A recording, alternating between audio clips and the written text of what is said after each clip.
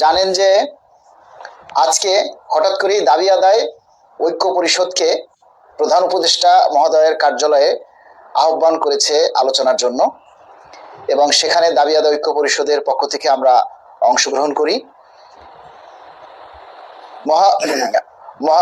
মাননীয় প্রধান উপদেষ্টার কার্যালয়ের যে অ্যাডমিন মহাপরিচালক তিনি আমাদের সাথে কথা বলেছেন, এবং আমরা আমাদের যে পে স্কেলের দাবি, সেই দাবিটা আমাদের দাবির যে কথাগুলি সেগুলি আমাদের শীর্ষ নেতারা সেই মহাপরিচালক মহোদয়ের কাছে উপস্থাপন করেছেন। খুব চমৎকারভাবেই আমাদের দাবির কথাগুলি উপস্থাপন করা হয়েছে এবং বলা হয়েছে যে আগামী 15ই ডিসেম্বরের মধ্যে আমাদের পে স্কেলের গেজেট প্রকাশ করতে হবে, এবং তা না হলে 17ই ডিসেম্বর আমাদের কিন্তু কর্মসূচি আসবে, সেখান থেকে আমরা পিছু পা হতে পারবো না। এবং মহাপরিচালক মহোদয় তিনি আশ্বাস দিয়েছেন যে আপনাদের দাবির কথাগুলি আমরা উচ্চ মহলে এবং প্রধান উপদেষ্টা মহোদয়ের কাছে তুলে ধরার চেষ্টা করব এবং তাদের কাছে আপনাদের এই বার্তা আমরা পৌঁছে দেব। তো আশা করি আলহামদুলিল্লাহ যে নিশ্চয়ই ভালো কিছু হবে বলে আমরা প্রত্যাশা করি, কারণ লক্ষ লক্ষ কর্মচারী আল্লাহর কাছে দোয়া করছে যে আল্লাহ আমাদের এই কষ্টের দিন শেষ করো।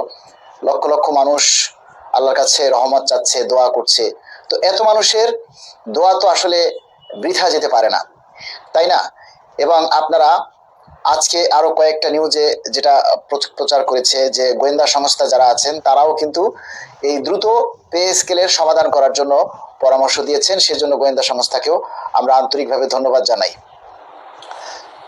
তো আমরা যারা এই পে স্কেল নিয়ে আমরা আশাবাদী, আমি সবাইকে বলবো আপনারা সবাই আরো বেশি ঐক্যবদ্ধ হন, সবাই আরো বেশি ঐক্যবদ্ধ হতে হবে। দাবি বাস্তবায়ন না হওয়ার আগ পর্যন্ত সবাইকে এই দাবিগুলি আরো বেশি জোরালো করতে হবে। সবাইকে এখন আরো সজাগ থাকতে হবে। মানে এখন হচ্ছে কি পিক আওয়ার সময়, এই সময়টায় আরো সবাইকে আরো বেশি ঐক্যবদ্ধ থাকতে হবে, বেশি বেশি আমাদের এই দাবির কথাগুলি তুলে ধরতে হবে এবং প্রচার করতে হবে। এবং আমাদের পরবর্তী করণীয় নিয়ে দাবি আদায় ঐক্য পরিষদের পক্ষ থেকে আগামী শুক্রবার মানে 12 তারিখ বিকেল 5টায় আবার সভার আহ্বান করা হয়েছে।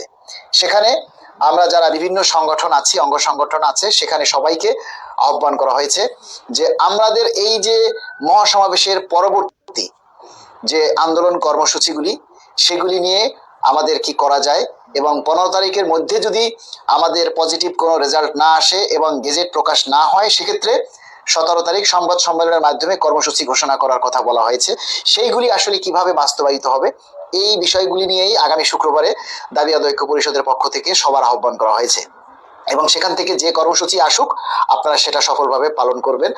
এবং আমরা আশাবাদী যে আমাদের এই পে স্কেলের দাবি শুধু আমাদের নয়, শুধু কর্মচারীদের নয়, সকল সরকারি কর্মকর্তা কর্মচারী, police, army, RAB, BDB, BGB, সেনাবাহিনী, নৌবাহিনী, আমলা, মন্ত্রী, সচিব, সবাই এই দাবিটা ভোগ করবেন। এই দাবিটা যদি বাস্তবায়ন হয় তাহলে সবাই কিন্তু এই দাবিটা ভোগ করবেন। আজকে দেখেন যে আমরা সবসময় বলি যে আমাদের দেশে যারা ডিফেন্সে চাকরি করে সেই ডিফেন্সে তাদের চাকরি শুরু হয় 17তম গ্রেড থেকে, অর্থাৎ 9,000 টাকা থেকে। তো 9,000 টাকায় একজন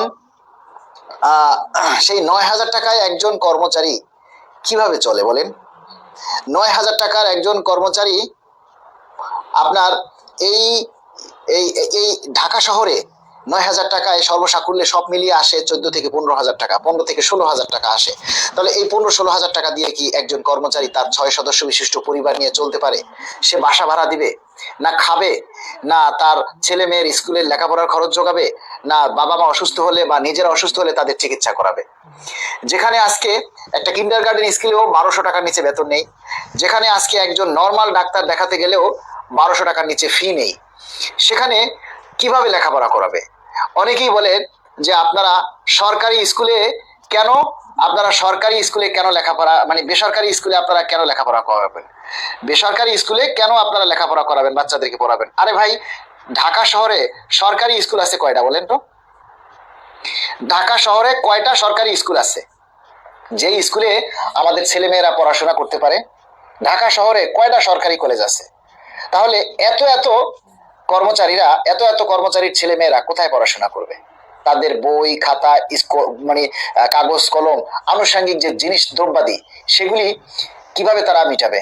আপনারা জানেন যে এই কয়েকদিনে 1 কেজি পেঁয়াজের দাম 160 টাকা এবং সয়াবিন তেল মনে হয় 200 টাকার উপরে। তাহলে এই যে ধাপে ধাপে দ্রব্যমূল্যের দামগুলি বাড়তেছে, তাহলে এই বাড়তি জিনিসগুলি আমরা কিভাবে কিনবো? এই বাড়তি যে দামগুলি জোবাই জোবাই যে এই যে দামগুলি দ্রব্যমূল্যের দামগুলি বাড়ে, এই দ্রব্যমূল্য আমরা কিভাবে কিনবো? তাহলে আজকে যদি পে স্কেল বাস্তবায়িত না হয় বা পে স্কেলের গেজেট জারি না হয়, তাহলে এই পে কমিশন গঠন করার কারণে যে দ্রব্যমূল্যের দাম বেড়েছে তার ক্ষতিপূরণ কে দিবে? পে কমিশন যদি গঠন না হতো তাহলে দ্রব্যমূল্যের দাম এতটা বাড়তো না, দ্রব্যমূল্যের দাম এতটা বাড়তো না। এখন আপনাদেরকে ঐক্যবদ্ধ থাকতে হবে, আপনাদেরকে এই দাবির কথাগুলি আরো বেশি বেশি প্রচার করতে হবে সবাই মিলে। আমরা আজকে কি কোনো ভালো সংবাদ পাইছেন? আজকে আমরা ভালো সংবাদ বলতে আজকে আমরা প্রধান উপদেষ্টার কার্যালয়ে গিয়ে আমরা আমাদের দাবির কথাগুলি প্রধান উপদেষ্টার কাছে আমরা মানে তুলে ধরার জন্য ওখানকার এডমিন মহোদয়ের সাথে আমরা কথা বলেছি দাবি আদায় ঐক্য পরিষদের পক্ষ থেকে। এবং আমরা এটাও জানি যে হয়তো এ সপ্তাহের মধ্যেই পে কমিশন তাদের চূড়ান্ত রিপোর্ট জমা দিয়ে দিবে এবং বিভিন্ন মহল থেকেই কিন্তু এই পে কমিশনের সমস্যা দ্রুত সমাধানের জন্য পরামর্শ দেওয়া হয়েছে। বিভিন্ন মহল থেকে পে স্কেলের দাবিটা দ্রুত সমাধান করার জন্য বিভিন্ন মহল থেকে পরামর্শ দেওয়া হচ্ছে সরকারকে, এবং সেই হিসাবে আমরা বলতে পারি যে ইনশাল্লাহ আমাদের দাবি দ্রুত পূরণ হবে, আমরা দ্রুতই আমাদের দাবি বাস্তবায়ন হবে বলে আমরা আশা করি।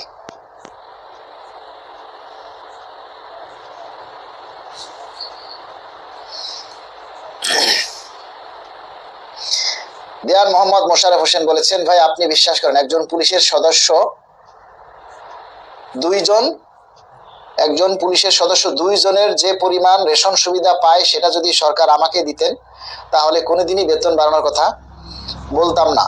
আপনার মনে হয় এখানে জানার কিছুটা ভুল আছে মোশাররফ ভাই।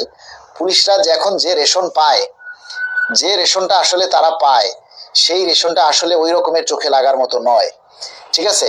আর রেশন পেলেও একজন পুলিশ তারা যে ডিউটিটা করে, যে সময়টা তারা ব্যয় করে, সেটা বা একজন ডিফেন্সের সদস্য যে পরিমাণ তারা রাস্তায় থেকে দাঁড়িয়ে থেকে যে পরিমাণ ডিউটি তারা করে, তাদের জন্য কিন্তু বসার কোনো চেয়ার নেই।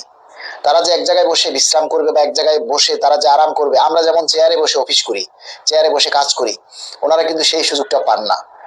সেই হিসাবে দেশের শান্তি রক্ষার জন্য বিভিন্ন ডিফেন্সের কর্মচারীরা, ছোট নিম্ন গ্রেডভুক্ত কর্মচারীরা যেভাবে তারা দেশ সেবায় কাজ করে, দেশের নিরাপত্তার জন্য কাজ করে, সেই অনুযায়ী তাদের স্যালারিটা কিন্তু খুবই কম, তাদের পরিবার আছে। এবং আমরা বলতে পারি যে শুধু তারা নয়, সকল সরকারি কর্মচারীরাই কষ্টে আছে।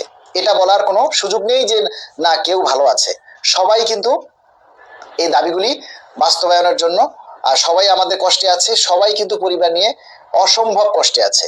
কারণ বাজার ব্যবস্থা সবার জন্য একই, সবার জন্যই বাজার ব্যবস্থা একই। আমরা আশা করি এবং আমরা মাননীয় প্রধান উপদেষ্টার কাছে আমরা প্রার্থনা করি সবাই যার যার জায়গা থেকে এই পোস্টগুলি করবেন, যে তফসিল ঘোষণার আগে যেন আমরা একটা সুস্পষ্ট ঘোষণা পাই। তফসিল ঘোষণার আগেই, তফসিল ঘোষণা হলেই যে দাবি করা যাবে না বা সকল কার্যক্রম স্থগিত হয়ে যাবে, এটা আসলে সঠিক কথা নয়। পে স্কেল বাস্তবায়ন করার জন্য পে কমিশন গঠন করা হয়েছে, আর নির্বাচন পরিচালনা করার জন্য নির্বাচন কমিশন গঠন করা হয়েছে। দুটা কমিশনই কিন্তু আলাদা। নির্বাচন কমিশন নির্বাচনের কাজ পরিচালনা করবে, আর পে কমিশন পে স্কেলের কাজ পরিচালনা করবে। পে কমিশন যখন তাদের সকল কাজ চূড়ান্ত করে রিপোর্ট জমা দিবে, তারপর কিন্তু আর সরকারের তেমন কোনো কাজ নেই, সরকার জাস্ট সেটা দেখে তারা গেজেট প্রকাশ করে দিবে। তাহলে সেই হিসাবে আমাদের সাথে প্রধান উপদেষ্টার কোনো কথা হয়নি। আপনারা এসব কথা রাখেন না, আপনাদের সাথে কি প্রধান উপদেষ্টার কোনো কথা হয়েছে? প্রধান উপদেষ্টার সাথে কথা বলা কি এতই সহজ? প্রধান উপদেষ্টার সাথে কথা বলা কি এতই সহজ? বললেই বলা যায়। আমরা উচ্চপদস্থ কর্মকর্তার সাথে কথা বলেছি এবং আমরা আমাদের দাবির কথাগুলি তিনি বলেছেন, তিনি প্রধান উপদেষ্টা মহোদয়ের কাছে পৌঁছে দিবেন। পুলিশের সাথে অন্যান্য পেশার তুলনা করবেন না, এই পেশা 100% ঝুঁকিপূর্ণ। অবশ্যই যে বেতন পাই মা বাবাকে ভালো করে